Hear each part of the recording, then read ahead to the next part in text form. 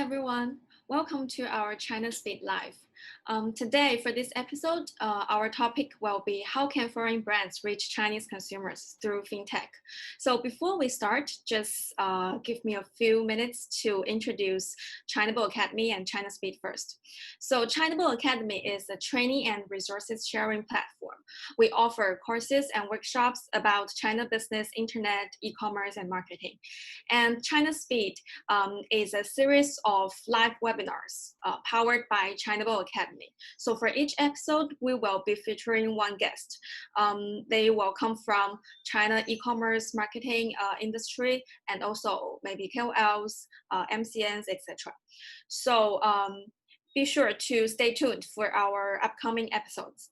And today for this webinar, it will last for around 1 hour. And during the webinar, please mute yourself and also turn off your camera.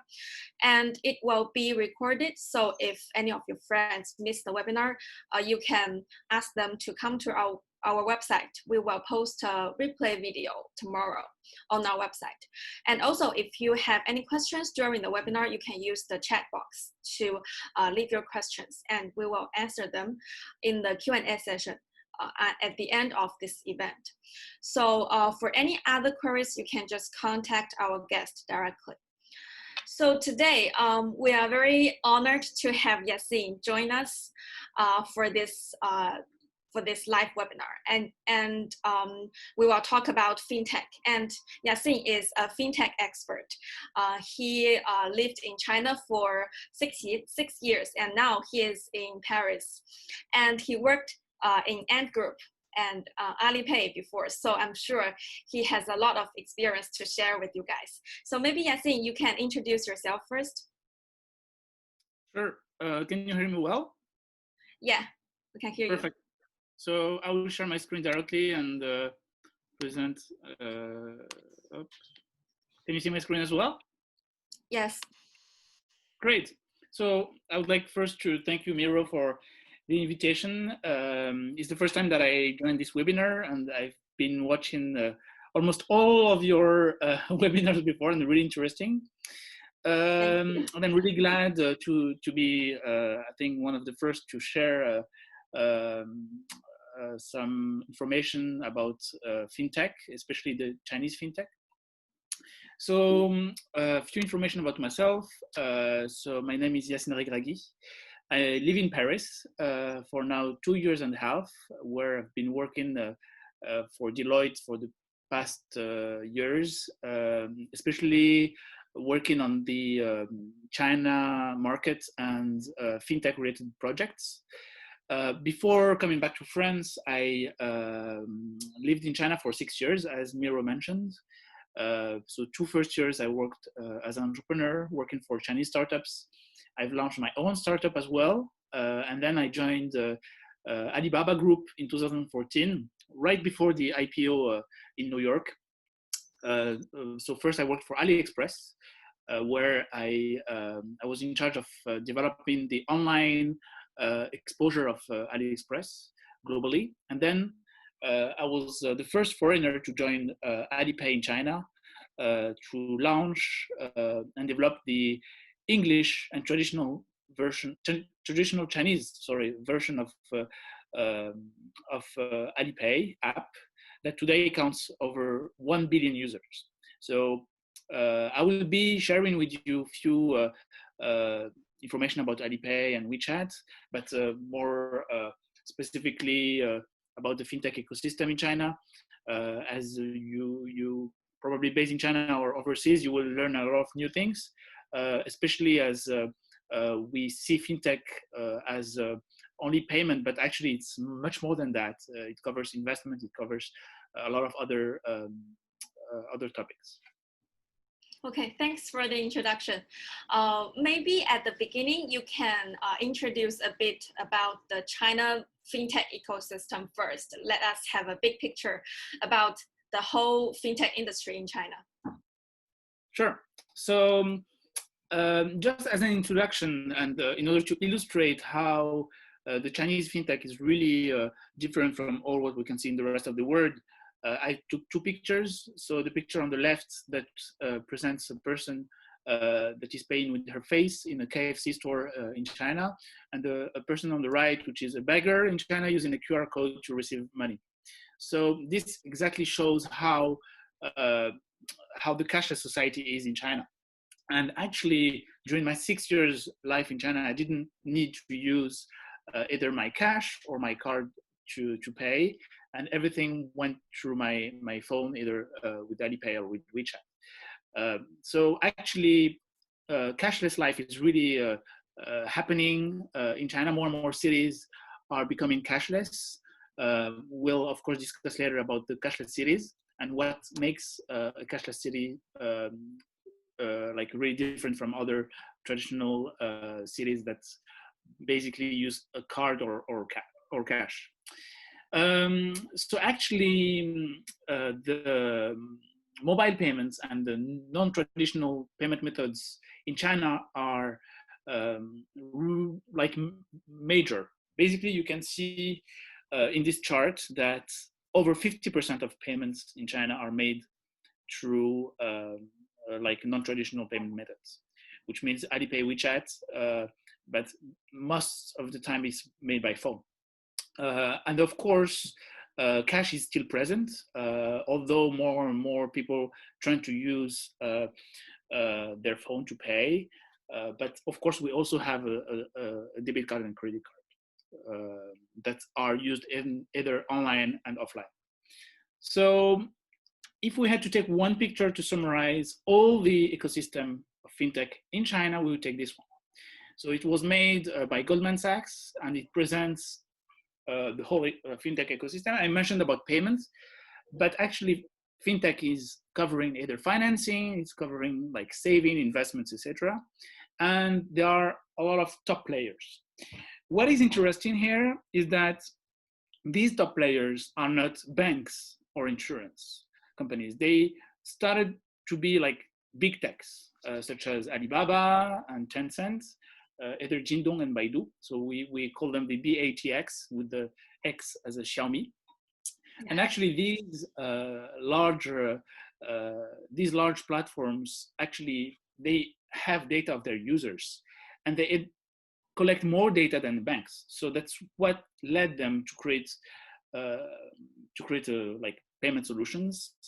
Alipay first as an escrow service, like to connect merchants and buyers on Taobao in 2003. And then it became a whole app that is used by more than 1 billion users. Same thing with WeChat. WeChat started as a like a messaging app, and today it's also covering the fintech part. So I presented you these large companies, but if you have to remember, like the most important ones are these ones. So the first one is Ant Group, which actually is responsible for Alipay, and Tencent responsible for WeChat. So Ant Group actually is sponsored by Alibaba, as Alibaba has created Alipay first. And then WeChat, which is a part of Tencent. Ant Group, I don't know if you've seen the news recently, they announced that they are going IPO. A few media have mentioned about over 200 billion US dollars of valuation. It was not confirmed by Ant Group, but I believe it's over 150 billion US dollars, which means that it's more than like two large UK banks like Goldman Sachs or Barclays together. And this company is only 5 years old. So it's a tech fin company, it's not a fintech company. And I will try to develop it a bit later in the presentation. And then we have a lot of new players like Baidu, like Ping An, that is an insurance, launching also financial services more related to bank. We have Union Pay, which is the equivalent of Visa, MasterCard. We have Jingdong, we have Xiaomi, Huawei, etc. And all these are trying to enter the fintech market. So I'm trying to switch. For those who are based outside China, I'm sure that you are familiar with Google, Facebook, Visa, Amazon, etc. But you should know that in China, there are mainly 5 key players that cover the whole ecosystem. And 2 of them, like Alibaba and Tencent, can be comparable to all what Google, Facebook, Booking, Salesforce, YouTube, etc. can offer. So basically, it's like a very new business model that they have developed. It's totally dematerialized, so it's not as like they don't acquire any products, but they just connect businesses with each other. For the case of Alibaba, their mission is to make it easy to do business anywhere. So they just create some platforms to make sure that like businesses and individuals are interconnected. Tencent has been created almost the same year as Alibaba. And today, as they started offering like a gaming, today they are offering fintech services, and they are also doing what WhatsApp is doing, and they have like a social media platform. They have like video streaming, etc. So they are covering all what the GAFA are doing. And now a quick zoom on Ant Group. So I mentioned that it was created by Alibaba Group, and actually Alibaba Group is one of the investors, as now it's an independent company. It was created in 2014, mainly after the IPO of Alibaba in New York, so in October 2014. And at that time, they started with Alipay. Alipay was created much before, but they created a financial structure to cover more financial services. So they started with payments, but they also offer credit scoring. They also offer wealth management. I don't know if you're familiar with Yuebao, but Yuebao is a money depository fund that allows Chinese people to invest their money, and they can withdraw this money at any time, getting some interest rates, a very interesting rate as well. They also have insurance platform. So it's an insurance that basically covers also Zhong'an, which is an insurance with Alibaba, with the Tencent, and with the Ping An. And it also has a marketplace of other insurance, either Western insurance or Chinese insurance. Mm-hmm. Ant Group has also online banking with MyBank that started offering microloans for businesses who want to launch their company. And then, of course, as we talk about TechFin and not FinTech, there is a big part of technology. So it goes through cloud and through blockchain as well, because Ant Financial has recently announced the launch of Ant Chain, which is their own powered blockchain.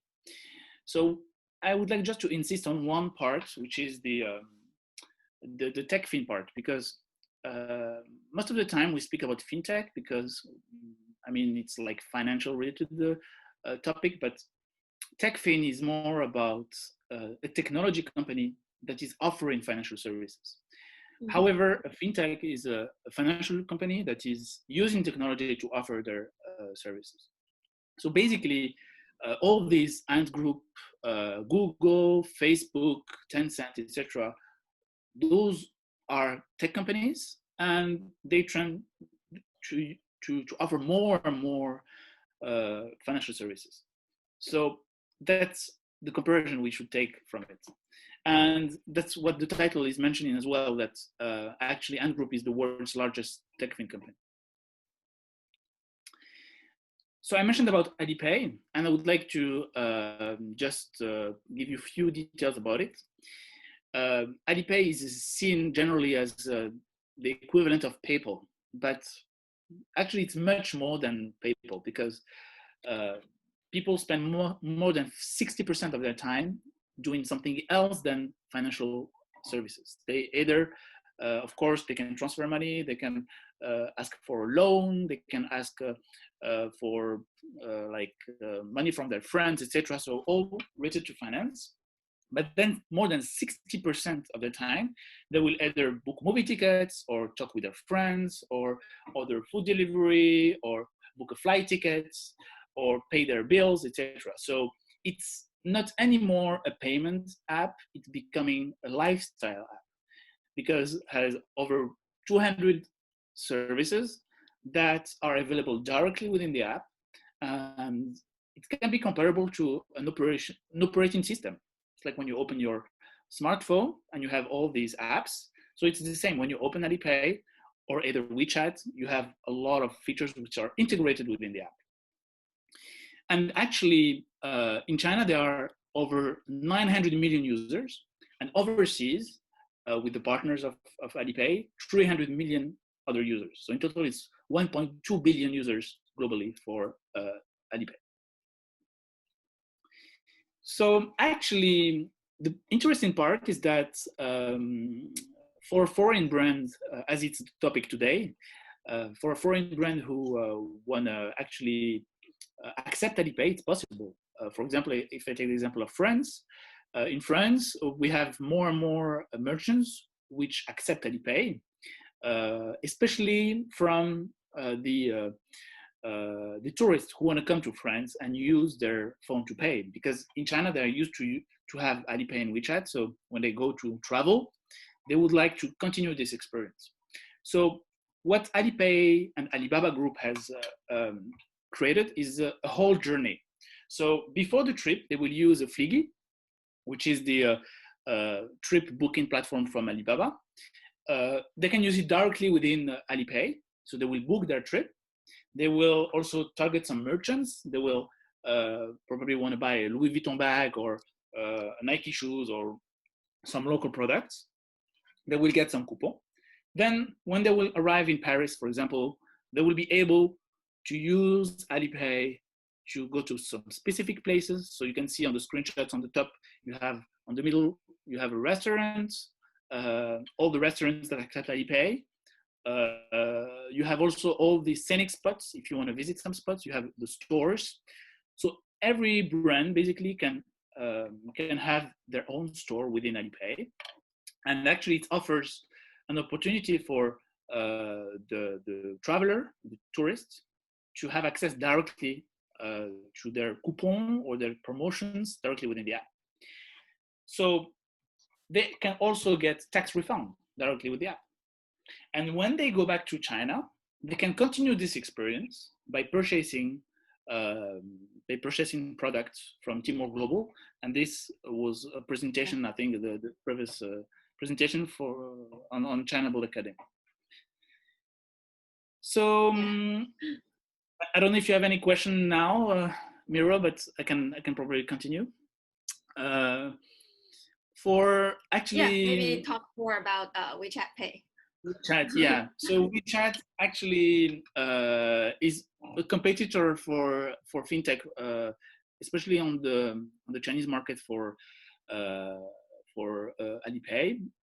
because WeChat started as a messaging app. So if you take all the time spent on a smartphone by Chinese people in China, 30% of that time is spent on WeChat.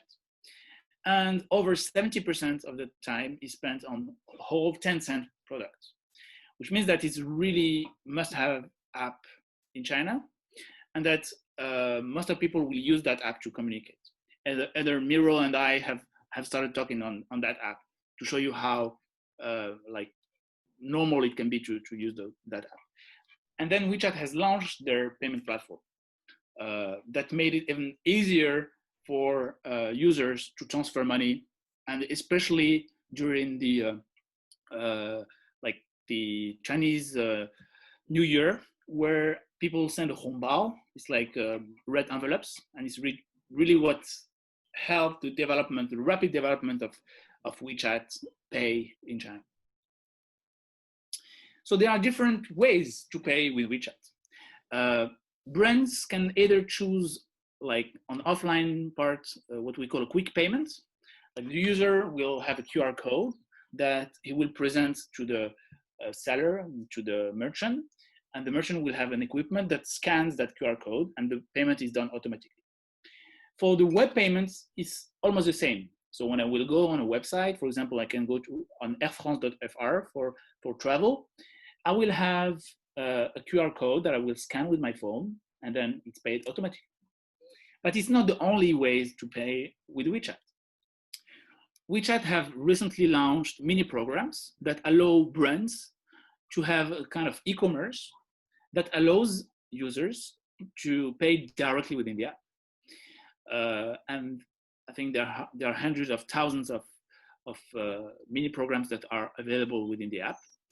On top of that, you also, in case the merchant doesn't have material to scan your QR code, and your barcode, they can offer their own QR code that you scan as a user, and then you make the payment.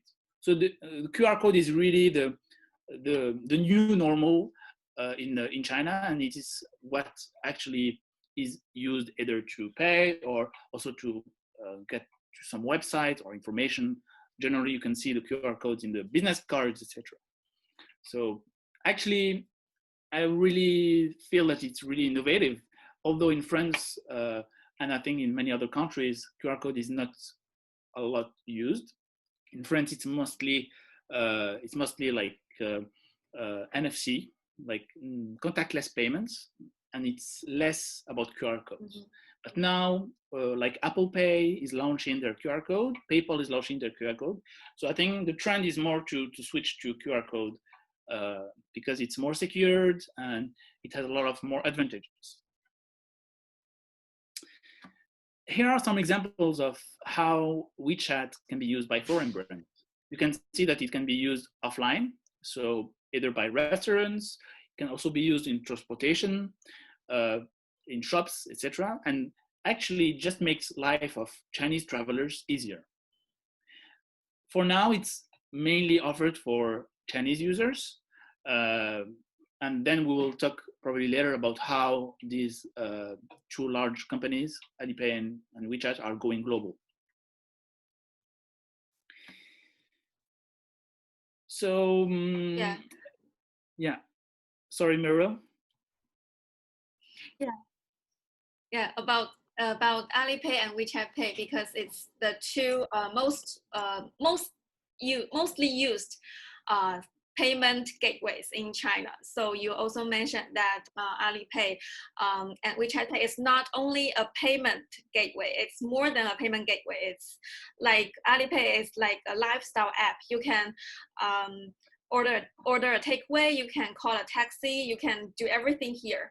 I think it's very interesting that in China, like you said, more and more cities are developing a cashless city. You don't even carry cash or credit cards in China.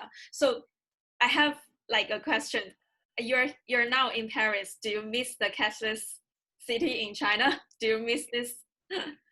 I do miss it a lot, especially at the beginning, because I asked my friends whether they have some similar app here in France, but they said you have to download this app and this app and this app and this app, and none of it is comparable to Alipay and WeChat. So it's definitely a big switch to come back to France, especially as the bank card is the one of the most used payment methods. Over 25% of payments are done in France by card. So actually, we have a trend of having more and more new wallets which are launching, but we don't have big players like Alipay and WeChat, like in the rest of the world. I do miss it. We actually have a question from one of our registrants. When he registered, he asked, do you think cashless city is actually good? He asked this question. What do you think? A very good question. I think there is no good or bad. It's just that having a cashless city will make just life easier. I will just take the example of my life when I was in Hangzhou, living in Hangzhou or in Shanghai. I, for example, had to go to a merchant. I didn't need to carry my cash. I just needed to show my phone to pay. When I had to take the metro, I just present my phone on the gate and I get in. When I go to a restaurant, I just need my phone. When I book a hotel, when I take a taxi, etc. So everything is done through my phone. And I think having this will, of course, be beneficial for the user, but also for the merchants, because the merchant will have less cash to carry. They will have less robbery because they will not need to think of how I can secure my cash. They will have less probably accounting to do because it will be all automatic. And also for the governments, it will be easier to control the money laundering and to make sure that all the businesses are registered, etc. And this actually, Cashless Life has helped a lot of merchants to launch their business. I can just take an example of a few businesses which were selling fruits on the street in China. So these ones, they have two QR codes, one Alipay and WeChat. I guess that before the launch of these two apps, none of them had a bank account. They received money by cash.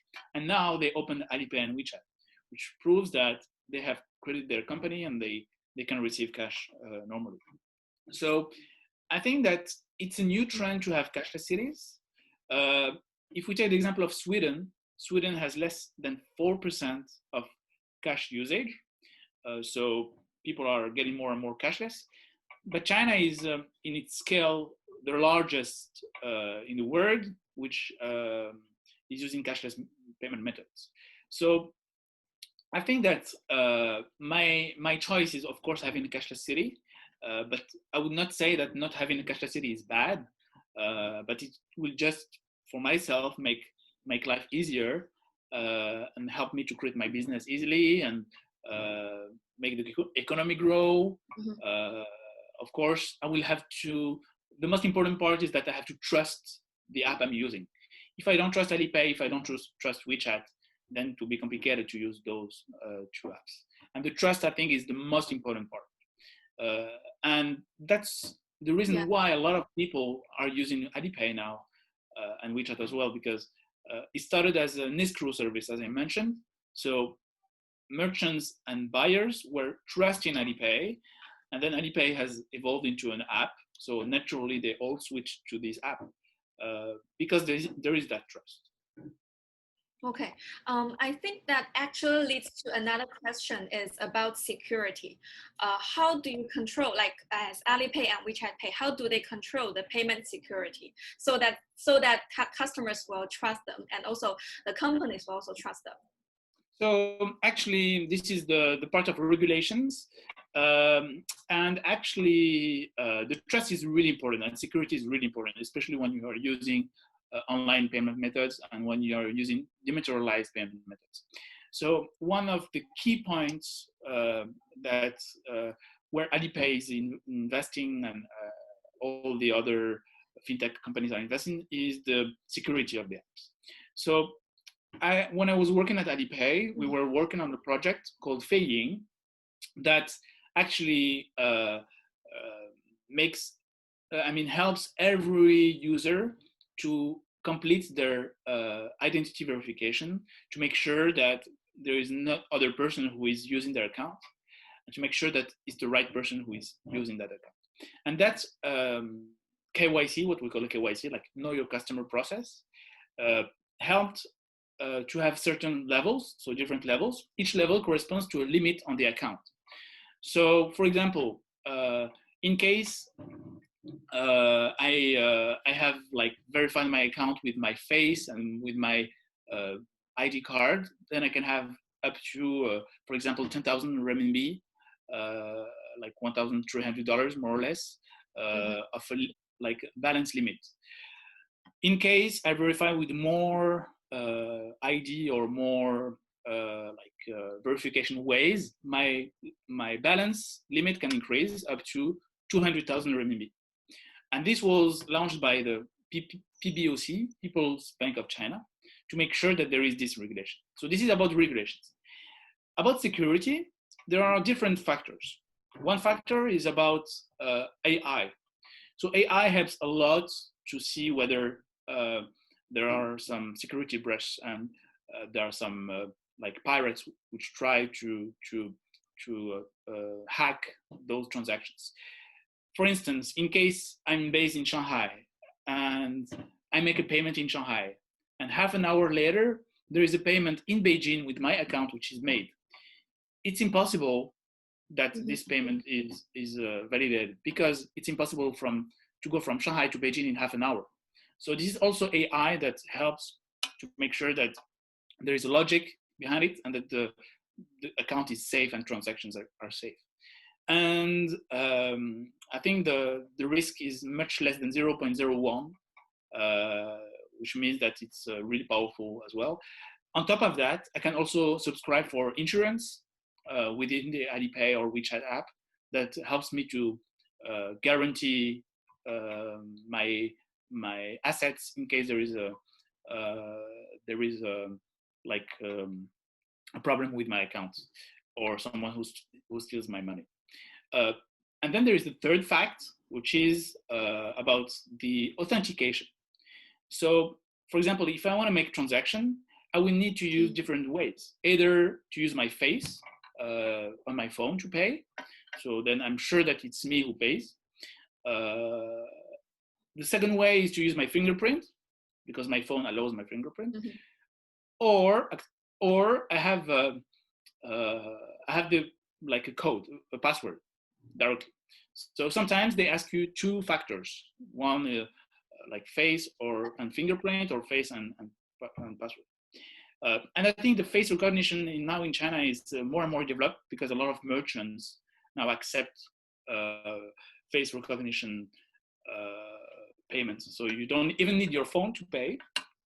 As I showed in the picture in the beginning, you just need to have your face and a good smile to complete your payments in a store. Yeah, you mentioned like in China. Sorry. You mean?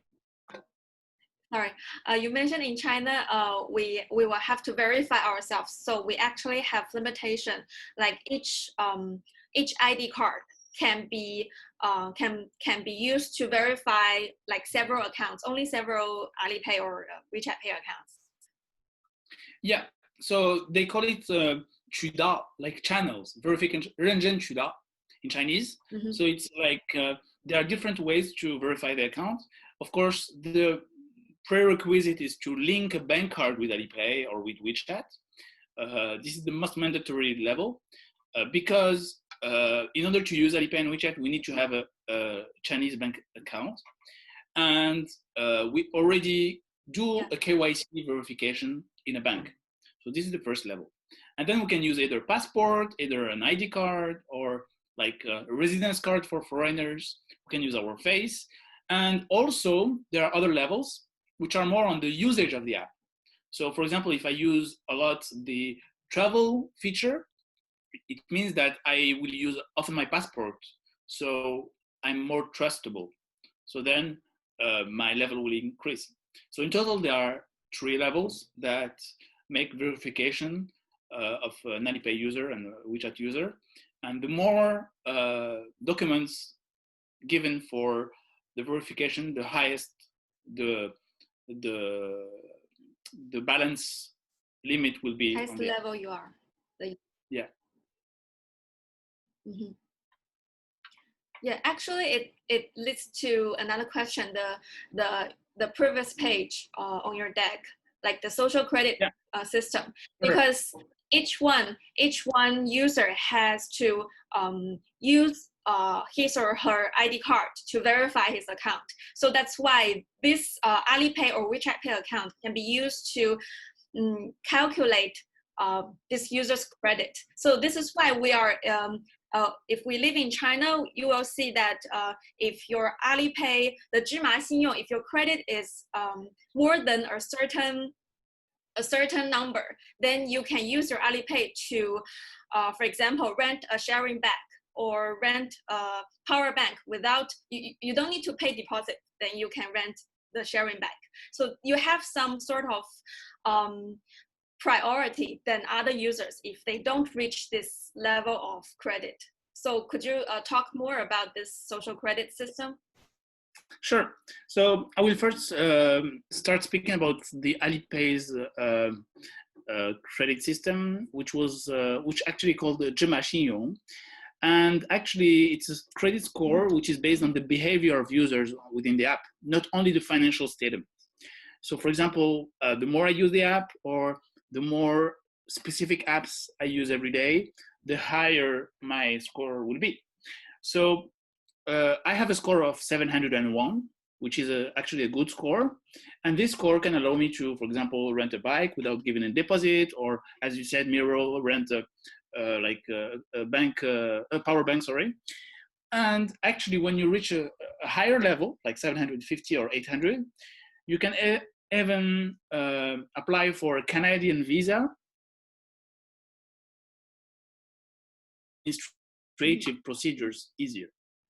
So it's just a trustful score between like third party and Alipay and users, the Alipay user, that guarantees the trust between these three people. So actually, WeChat has recently announced the same thing. So it's called 支付宝分支付宝分支付分. So it means the like WeChat Pay score. It's more or less the same thing, and it actually guarantees the trust between the service provider and the user.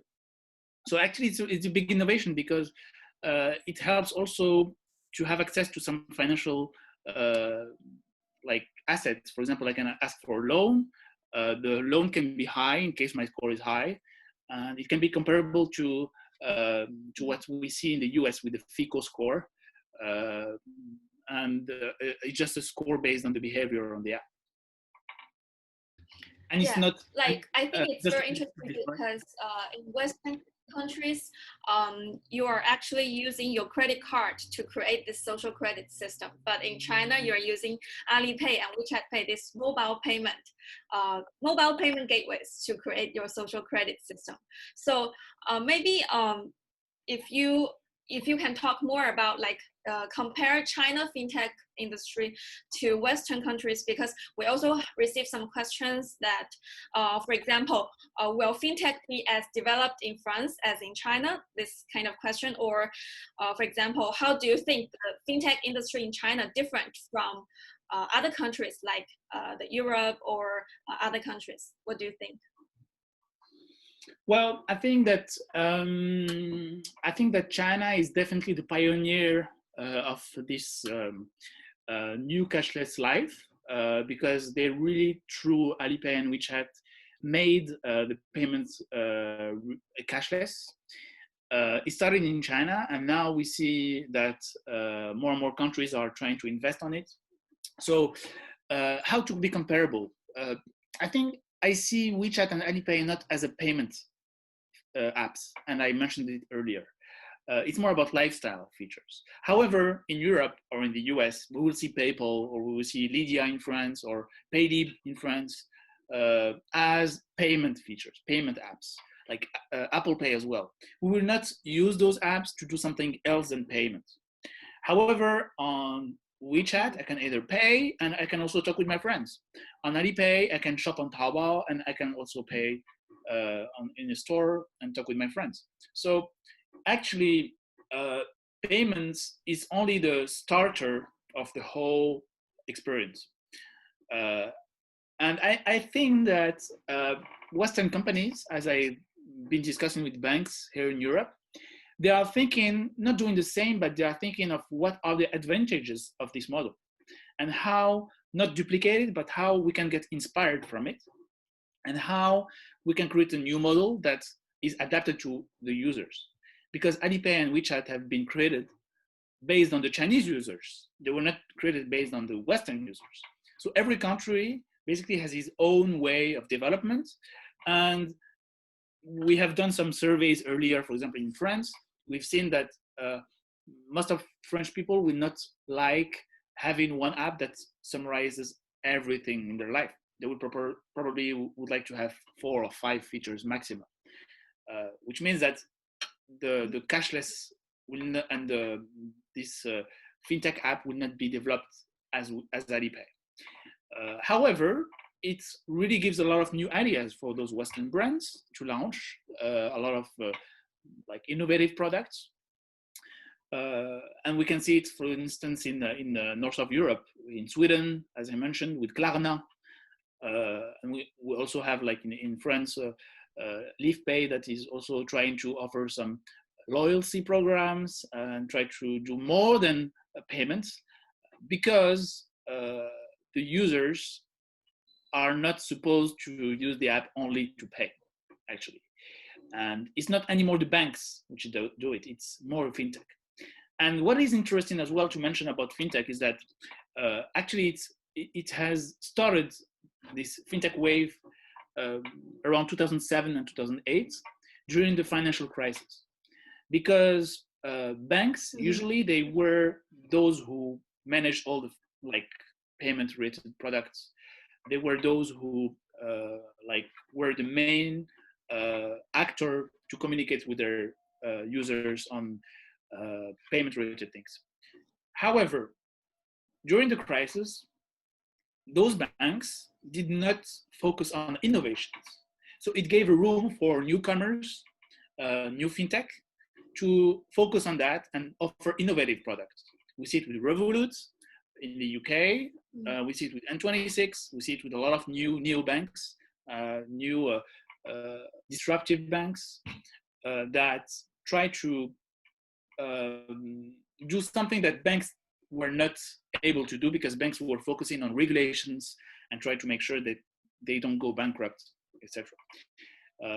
And today, banks are even trying to think more and more on how they can be more innovative. So they acquire fintechs, or they try to do partnerships with fintechs, or they try to invest more and more on innovations. So I think that in Europe and probably in the rest of the world, banks did not innovate that much comparing to big tech like the GAFA and the BATX. And I believe that in the next years to come, I'm really curious to see how banks will offer these new fintech innovations. Yeah. And we've also received some questions like, for example, the fintech giants in China, Alipay, WeChat Pay, well, they also go global, because we also see that they are doing a lot of like global developments to, for example, to serve global clients, to help foreign business to reach the Chinese tourists, etc. So do you think, how do you think they will go global? Like, how will their global business develop? So excellent. It helps me to present this slide. Thank you, Miro. So actually, there are two main strategies for globalization of these, payment giants and fintech giants, Chinese giants. The first one is about the global merchants acceptance. And it's basically about helping a maximum of merchants to accept their payment solutions. So for example, UnionPay have done it. They have 90% of Chinese payments market share globally. Alipay and WeChat have started recently. And today, they have developed partnerships with a lot of merchants and try to help merchants globally to accept those payment solutions. And actually, they are following the Chinese tourists, because last year, before the COVID, over 150 million tourists, Chinese tourists, have traveled globally. And those people, most of them want to use Alipay and WeChat when they go to a store, when they go to a duty free, when they want to go to a restaurant, when they want to go to visit the Eiffel Tower, when they want to go to museum, etc. So if I take the example of Alipay have announced that they are willing to reach 10 million merchants in Europe by 2024, which means that they would like to allow even the small merchants to accept Alipay in their store, because Chinese people and Chinese travelers have less and less cash, and they don't want to use cash because in their home country they don't use cash. So yeah, the first part is about this global merchants acceptance. The second part is about partnerships and acquisitions. So I will take the example again of Alipay, and I will talk also about WeChat. So Alipay have developed partnerships with 8 wallets in Southeast Asia. So in India with Paytm, in Indonesia with Dana, in Philippines, in Thailand, etc. So all these wallets are partners of Alipay, are partners of Ant Group. And actually, it's also a way that Ant Group is using to develop overseas. And they are also doing some acquisitions. We can see the investments of, for example, Ant Group in Klarna, 1%. They have acquired 1% of Klarna in Sweden. And we can see also Tencent doing more or less the same thing. They have invested in many companies like N26 in Germany. They have also invested in Lydia in France. And these companies try to develop overseas thanks to partnerships and acquisitions, because they think that together they can go further, but alone they can go fast, but not really far. So that's, I think, some Chinese philosophy that makes how those big techs are trying to develop rapidly overseas. And that's why now Ant Group is counting more than 1.2 billion users. And we can also notice that, for example, Alipay has launched Alipay Hong Kong, that is trying to offer an independent wallet for Hong Kong people in a Hong Kong dollar. So it was the first wallet launched outside mainland China with a different currency. And this is also a new model that is also adapted in Hong Kong. And I guess that Miro, as you are based in Shenzhen, you can definitely see it in the streets and see advertisements of Alipay Hong Kong in the street. Yeah, for both Alipay and WeChat Pay, you can actually choose your location in your wallet. So you can choose Hong Kong. So if you switch your wallet location to Hong Kong, then you can pay in Hong Kong dollars with your Alipay and WeChat Pay. And they're actually promoting a lot in Hong Kong to, they want Hong Kong people to use Alipay and WeChat Pay for local payments, not only for cross-border payments, but local payments. Yeah. Exactly. So, and they have, yeah, sorry. Yeah, they have also launched they have also launched partnerships with recently with the Octopus in Hong Kong to allow people to use their phone to get in the subway and the public transportations. Yeah. Okay, so maybe in the end, you can share some insights about the future of China fintech industry. What do you think? How I think the fintech will develop in China in the future? Sure. So for the future trends, I have, of course, there are many things I can say, and there are many things I can share, but I will select 3 main trends. The first one is the CBDC. So it's the central bank's digital currency. I guess that you have seen a lot of news about it, and actually it's a kind of digital currency launched by a central bank. So it was in China, it's also in Europe, and also Libra, created by Facebook in the US, was also mentioning this in this topic. So actually, it's a digital currency that is used within a phone. And is different from Alipay and WeChat. And actually, it's developed by the government. So this is the innovation. And I guess with the COVID, it has delayed a little bit their schedule. And I believe that 2021 will be, I think, a rapid development of it. And we will hear more and more about it in the news. The second biggest innovation is the blockchain. Of course, we know the cryptocurrencies, but blockchain is also used for other domains. Finance is one of them. And if we take what's Ant Chain, the blockchain of Ant Financial, Ant Group has done, we can, for example, transfer money internationally from Hong Kong to the Philippines using a blockchain. So I think that there are more and more other scenarios where we can use this blockchain, and big techs are investing a lot on it. And you can simply, for example, if you're interested in it, search for Ant Group's blockchain called Antchain. Tencent is also investing in it. Baidu is investing in it, and there are also some like recent speeches from Xi Jinping, the Chinese president, that announced how important the blockchain will be in the evolution of Chinese technology. And the last part is about artificial intelligence. For those who have read the book from Kai-Fu Lee about the artificial intelligence, we can see how powerful China is in terms of artificial intelligence, because it's the country that collects a lot of data and analyzes data, and artificial intelligence is growing thanks to data. So if we take the example of like face recognition, it's artificial intelligence. If we take like how camera is doing to recognize certain Chinese characters for promotions during the Shuangshi, like 11/11 promotional campaign in China, it's also artificial intelligence.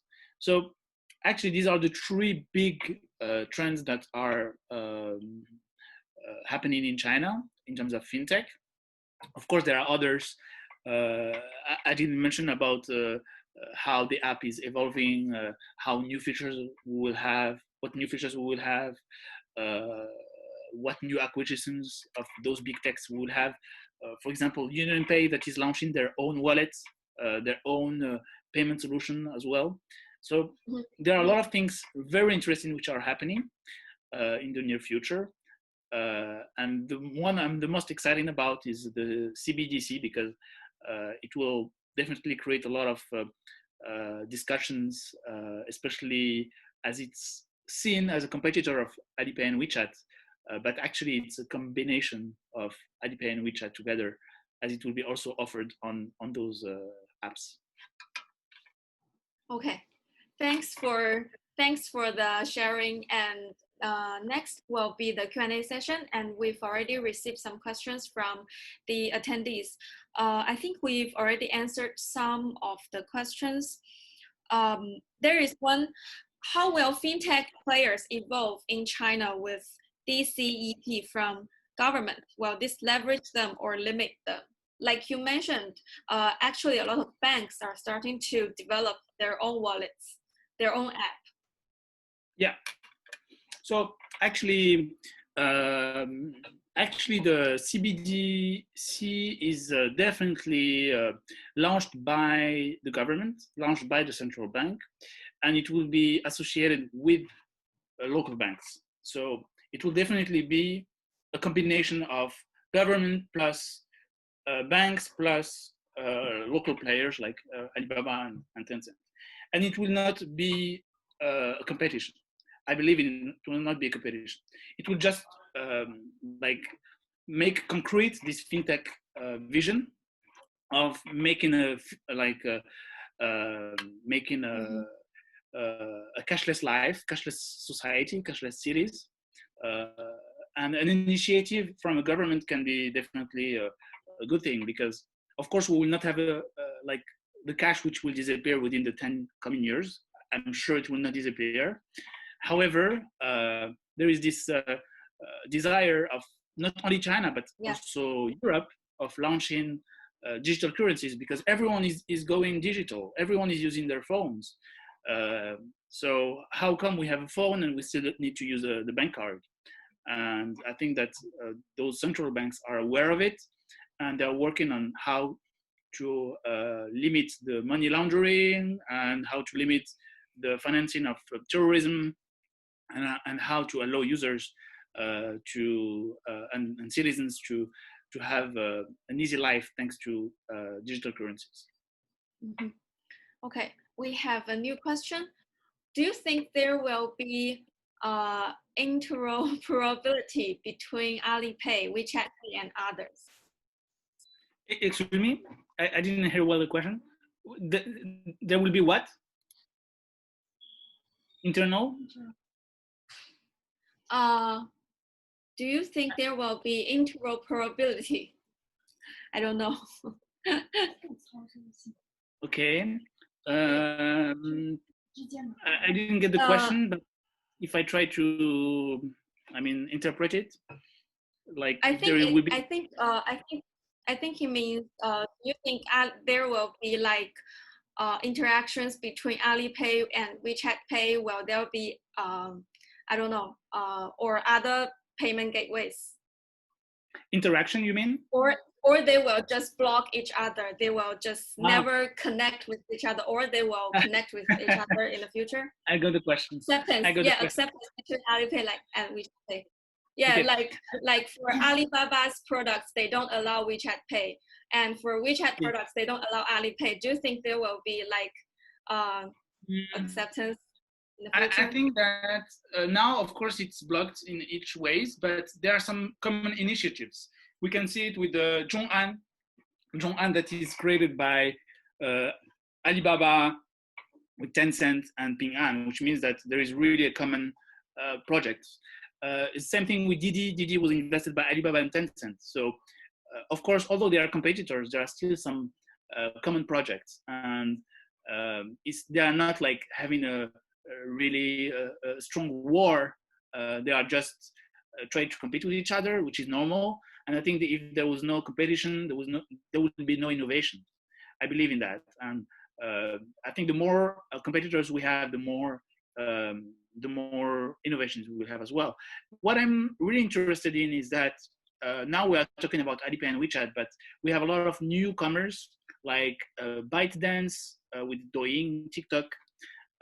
Those apps are trying to offer their own solutions as well. We have Union Pay that is launching a new digital wallet as well. So these newcomers will definitely try to disrupt the market, try to offer new services, and probably we'll see some innovative things happening. Probably WeChat and Alipay will work together more. I'm not certain of it, but I'm sure that new competitors coming in the market will definitely change the whole picture and change the whole ecosystem. Yeah, I think he means because he's from Brazil, and there will be a system called Pix. You will be able to, for example, pay using wallet A at app B. I think this is what Yassine was talking about.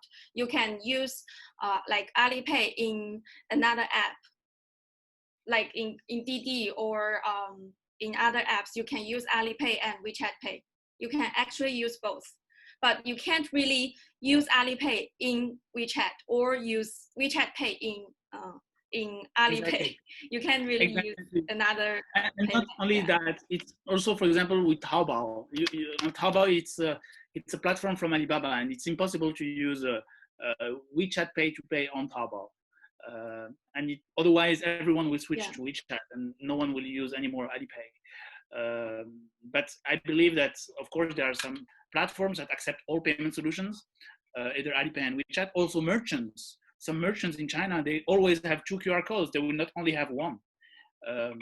So that's why I think that as a merchant, either probably there are some merchants connected today, but merchants should definitely accept both solutions, because travelers, they will always have 2 apps.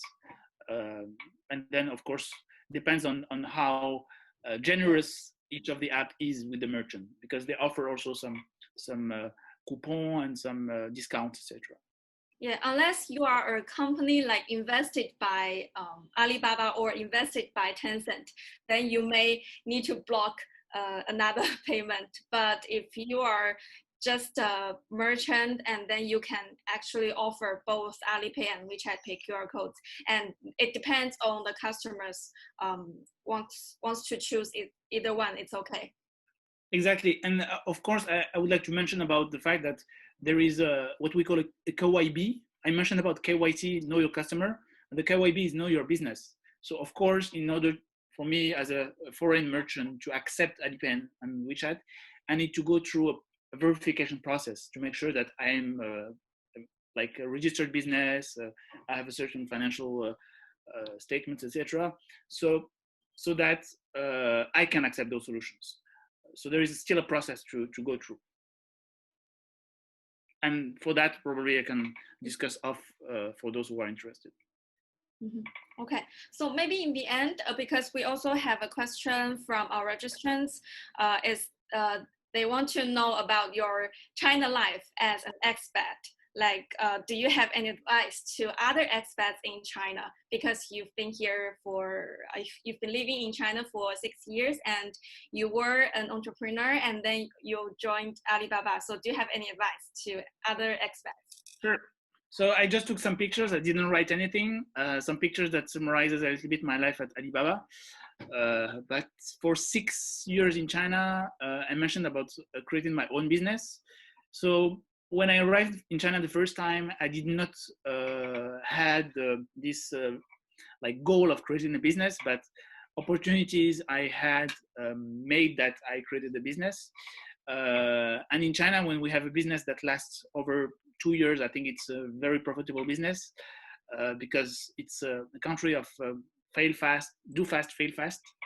And actually, I had a lot of learnings from it. And just to give you a story, during my first 4 years in China, I did not speak Chinese because I was like working with the Chinese partners or working at AliExpress, where it was international team. But then when I joined Alipay, I had to learn Chinese by myself because my bosses forced me to learn. And actually had to find my own ways to learn because I didn't have time to take classes, and I found my own way to do it. So what I would like to share from this experience is that there is no right way to do things. And China has taught me that everything is possible and that as long as you are motivated to do it and that there is a right way to do it, I mean, your own right way, then you can follow your dreams. So I took some pictures of like me with Jack. First time I met him, I was shaking my hand because so excited to meet him for the first time. Then there were some photos of like big events, either event in the stadium in Hangzhou where I was performing with the 60,000 Alibaba employees during the Alibaba annual party, then during the 11/11 shopping festival, during the IPO of Alibaba. So of course there was a very interesting experience. If I had to remember 3 things about it, the first one is that soft skills are much more important than hard skills. So it's not because you are an excellent engineer or because you are graduated from the best school so that you can be hired. I think it's more about your personality, whether you can be adaptable, you can be creative, you can have a good EQ. Even Jack Ma mentions about having a good IQ and EQ is important, but the most important is to have a good LQ, which is the love quotient. And the love quotient is about having a passion. And Alibaba actually gives a score and a note for their employees. 50% of the evaluation is based on whether they fit with the values of the company. So having good value is really important. So this is the first point. The second point is that you create your own job.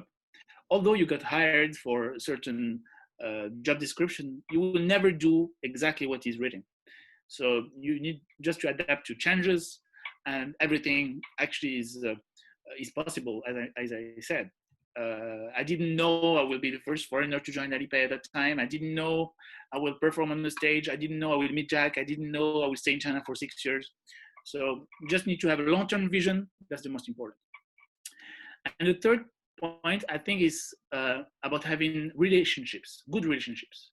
Because in China, we call it guanxi. And I think that's what actually was one of the boosters of my career, is that I always was surrounded by really smart people, really people who empowered me and made my career grow and shine. So I think having the right connections is really important. And the guanxi in Chinese is not only about having friends and just hanging out, etc., once or twice. It's really about the long term. And I think it's very specific to China. And I think there are a lot of great things to learn about this culture. Okay, thanks for the sharing. And if we don't have any other questions, then that's the end for today's event. Thanks, Yassine, joining us. And yeah, if you want to reach him, you can reach him through WeChat or DingTalk or follow him on LinkedIn. Sure. And I also have a personal website in case you would like to register for the FinTech newsletter. And I also will publish a book in coming weeks. I almost finished it about FinTech. So feel free to register and I will send it to you for free. So thank you, Miro, for organizing. It was really great. Thank you, Yassine. Thank you so much. And thanks everyone for joining us. Yeah, thank you. Really happy to have you here. And thank you everyone for joining us. So that's the end for today. Bye, everyone.